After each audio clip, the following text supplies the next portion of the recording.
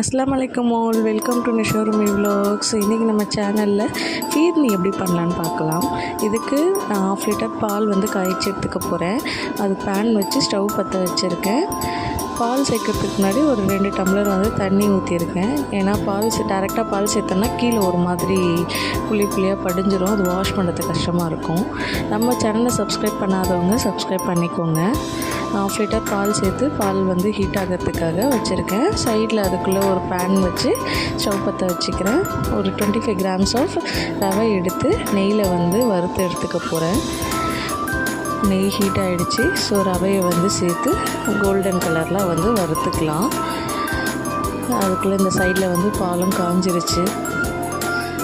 நல்லா அடி பிடிக்காத அளவு கலந்து விட்டுட்டு அதை அப்படியே இதில் சேர்க்க போகிறோம்.